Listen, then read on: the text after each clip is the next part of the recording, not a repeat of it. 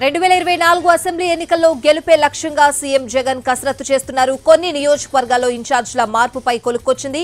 ఉభయ గోదావరి, ప్రకాశం, నెల్లూరు, చిత్తూరు, అనంతపురం, కృష్ణా జిల్లాల్లో పలు నియోజకవర్గాల్లో ఇన్ఛార్జ్లను మార్చే ఛాన్స్ ఉంది. కాసేపట్లో రెండో జాబితా విడుదలయ్యే అవకాశం ఉంది. మంత్రి ఉషశ్రీ చరణ్ కు స్థానచలనం కల్పించనున్నారు. ఆమె పెనుకొండ నుంచి పోటీ చేయనున్నారు. దర్శి బాధ్యతలు మాజీ ఎమ్మెల్యే శివప్రసాద్ కు అప్పగించనున్నట్లు తెలుస్తోంది. వాటితో పాటు మళ్ళీ ఈరోజు ఇంకొక 27 స్థానాల్లో కొన్ని కొత్త మార్పులు చేర్పులు, కొన్ని కొత్త పేర్లు కూడా మరి చేశాము. అవన్నిటిని కూడా ఇప్పుడు మీ ద్వారా తెలియజేస్తున్నాము. ఎందుకంటే మా ఆలోచన ఒకటే, గెలుపుకి అవకాశాలు ఉంటాయో, ఎవరైతే ప్రజాసేవలో అంకితమై ఉన్నారో వారిని అలాగే కొత్త వాళ్ళని తీసుకొచ్చినప్పుడు గెలుపుకి అవకాశం చేయాలనేది, అలాగే పాత వాళ్ళు కూడా వాళ్ళని పార్టీ కార్యక్రమాలకి ఇంకా మిగతా కార్యక్రమాలకి వాళ్ళకి కూడా గౌరవించి చేయాలనేది పార్టీ తాలూకు ఆలోచన, ముఖ్యమంత్రి గారి తాలూకు ఆలోచన. ఆ నేపథ్యంలోనే ఈరోజు 27 స్థానాలకి మరి చేస్తాము. వరుసగా మరి చెబుతున్నాం, తమ అందరూ కూడా దాన్ని తీసుకోవాల్సిందిగా కోరుతున్నాం.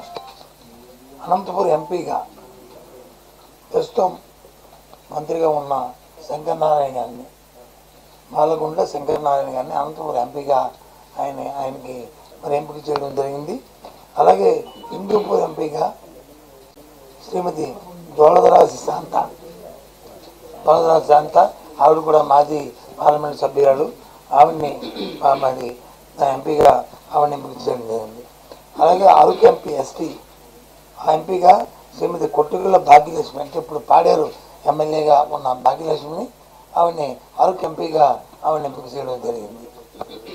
అలాగే రాజాం ఎస్సీ కాన్స్టిట్యున్సీకి ఎమ్మెల్యేగా డాక్టర్ తాళ్ళ రాజేష్, ప్రముఖ డాక్టరు, స్థానికుడు, ఆ డాక్టర్ తాళ్ళ రాజేష్ని ఆయన్ని ఎంపిక చేయడం జరిగింది.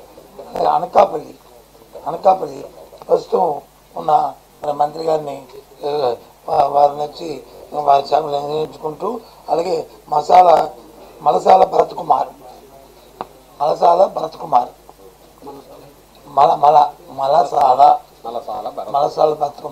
వాళ్ళు కుటుంబం కూడా రాజకీయ నేపథ్యం కుటుంబం. వాళ్ళ అమ్మగారు ఎంపీగా, జడ్పీటీసీగా ఆయన అనకాపల్లి కాన్ఫరెన్స్లో చేసిన వారిని ఎంపిక జరిగింది.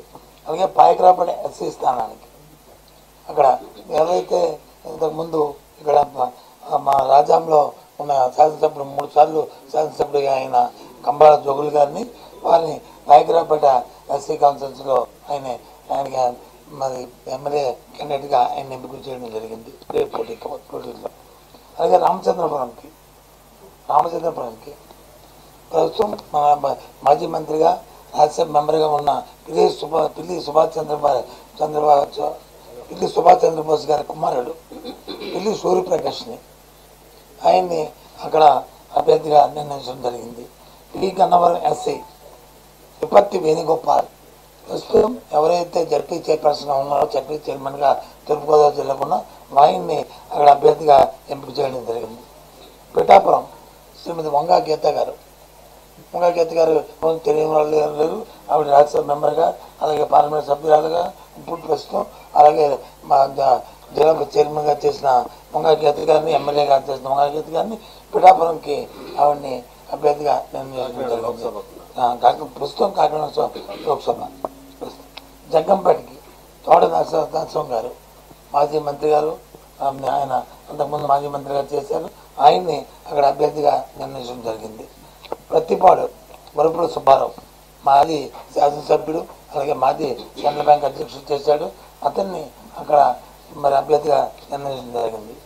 అలాగే రాజమండ్రి సిటీ మార్గాన్ని భరత్, ఆయన ప్రస్తుతం రాజమండ్రి పార్లమెంట్ సభ్యుడిగా ఉన్నాడు.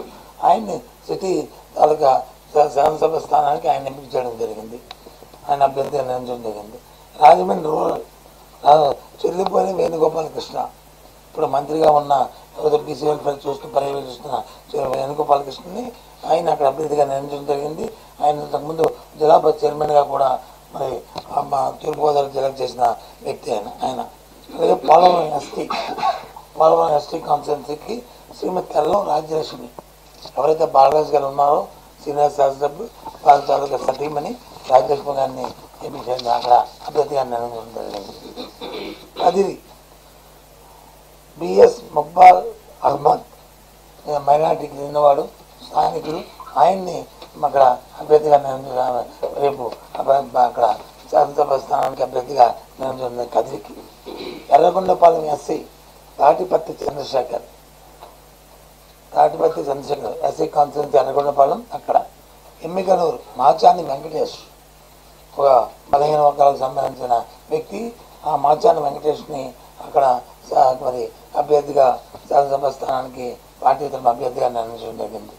తిరుపతికి బొమ్మన అభినయ రెడ్డి ఎవరైతే ప్రజెంట్ శాసనసభ్యుడిగా టీటీడీ చైర్మన్ ఉన్న కరుణాకర్ రెడ్డి గారి కుమారుడు అభినయ రెడ్డిని వచ్చి అక్కడ శాసనసభ స్థానానికి అభ్యర్థిగా నిర్ణయించడం జరిగింది.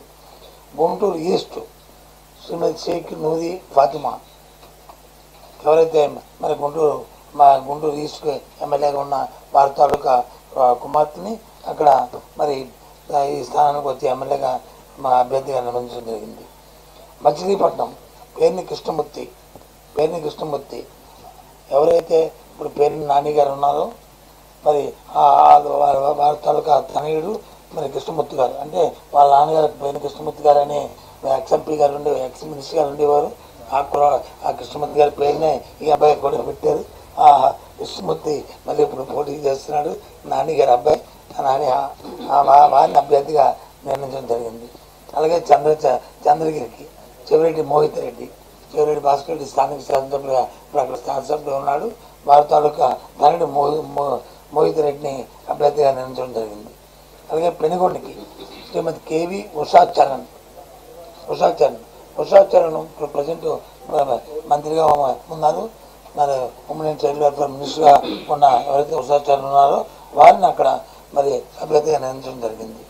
కళ్యాణదుర్గంకి తలాది రంగయ్య ఎవరైతే అనంతపురం ఎంపీగా ఉన్నారో ఇప్పుడు ప్రజెంట్ ఎంపీగా ఉన్నారో వారిని కళ్యాణదుర్గం శాసనసభ స్థానానికి అభ్యర్థిగా పార్టీ తరఫున నిర్ణయించడం జరిగింది. అరకు ఎస్టీ శ్రీమతి గొట్టేటి మాధవి ఈవిడి ఇప్పటి వరకు పార్లమెంట్ సభ్యులుగా ఉన్నారు. రేపు జరిగే శాసనసభలో అరకు ఎస్టీ స్థానం నుంచి ఆమెను అభ్యర్థిగా పార్టీ నిర్ణయించిందని తెలియజేస్తున్నాం. పాడేరు ఎస్టీ అచ్చరాజ విశ్వేశ్వరరాజు ఈయన ఒక న్యాయవాది. ఆయన ఆ న్యాయవాదిని విశ్వేశ్వరరాజుని అక్కడ పాడేరు ఎస్టీ స్థానానికి ఆయన శాసనసభ అభ్యర్థిగా మా పార్టీ తరఫున నియమించడం జరిగింది.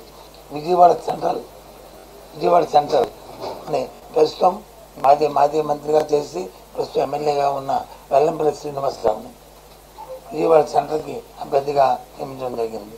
అలాగే విజయవాడ వెస్ట్కి షేక్ ఆసిఫ్ ఇప్పుడు మైనారిటీ కార్పొరేషన్ చైర్మన్గా ఉన్న షేక్ ఆసిఫ్ ఇంతకుముందు ఇన్ఛార్జ్ కూడా ఉండేవారు.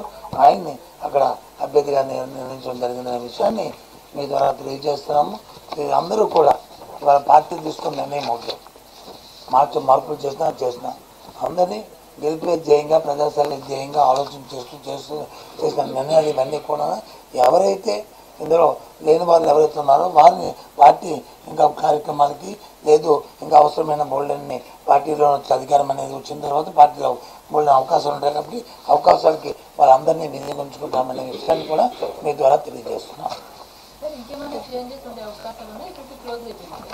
మొన్న 11 చేశాం కదమ్మా, ఇప్పుడు 27 చేశాం కదా, 23 లేకపోతే మళ్ళీ రాము మీ దగ్గరికి ఉంటే మళ్ళీ మీ దగ్గరికి వస్తాం.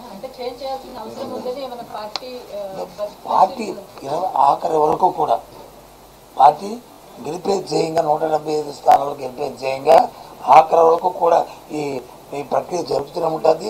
ఎవరిని చేస్తాం ఎవరు చేయదా ఏడనేది ఎప్పుడనేది దీనికి అంటూ లేదు. 175 స్థానాలు గెలిపే ధ్యేయంగా ఈ కార్యక్రమం జరుగుతుంటుంది.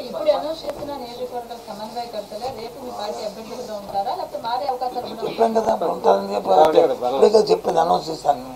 రేపు మా అభ్యర్థిగా పోటీ చేస్తానని చెప్పాను కదా తల్లి, చెప్పాను కదా. అది ఈ రాజకీయ పార్టీ ప్రక్రియలు ఎప్పుడు కూడా ఇలాంటి ఎన్నికల సందర్భాలు వచ్చినప్పుడు అటు ఇటు వస్తుంటారు వెళ్తుంటారు. మా పార్టీ తరగతి నిర్ణయం మాత్రం ఎవరు వచ్చినప్పటికీ కూడా ఎవరు చేసినప్పుడు కూడా వారి తరగతి గుణగణాలు పార్టీలో ఉన్న వారికి ప్రజల్లో ఉన్న ఎలివేషను దాంతోపాటు మా పార్టీ పట్ల మా నాయకుడి పట్ల నా అంకిత భావం అన్ని బేరీజులు వేసుకొని ఆ నిర్ణయాలు తీసుకుంటాం. ఇప్పుడు విషయం ఏంటంటే నేను మొన్న 11 పెట్టాం, ఈరోజు 27, ఇవాళకి ఇది అంతా జరగనియండి నేను డిస్కషన్. ఆ విషయం ఏదైతే మీరు అడుగుతున్నారో రేపు మళ్ళీ వస్తాం, మళ్ళీ ప్రతికారం పెడతాం, అప్పుడు మనం మాట్లాడతాం. కొంతమంది సిట్టింగ్ ఎమ్మెల్యేలు మా సర్వేలు బాగున్నా కూడా మమ్మల్ని మారుస్తున్నారని చెప్పేసి అసంతృప్తి వ్యక్తం చేస్తున్నారు. ఇవాళ కోతలపట్టి కానీ జగ్గంపేట ఎమ్మెల్యే గారు కానీ సరే వాళ్ళు ఏం చెప్పారో దాన్ని మేము నిర్ణయం చేయట్లేదు, లేకపోతే దాన్ని వ్యతిరేకించలేదు, దానికి యాడ్వర్స్గా మేము చెప్పట్లేదు. పార్టీ తాలూకా నిర్ణయం పార్టీ ఆలోచన చేసి 175 స్థానాలు గెలిపే ధ్యేయంగా పనిచేస్తున్న నేపథ్యంలో వారి సేవలు కూడా వినియోగించుకుంటాము, ఇంకొక రకంగా వాళ్ళ సేవలు తీసుకుంటాము, వాళ్ళకి కూడా ప్రాముఖ్యత ఇస్తాము, వాళ్ళకి కూడా ఏ విధమైన ఇబ్బంది లేకుండా పార్టీ చూస్తుందనే విషయాన్ని మీ ద్వారా తెలియజేస్తున్నాం. అంతే. ఓకే.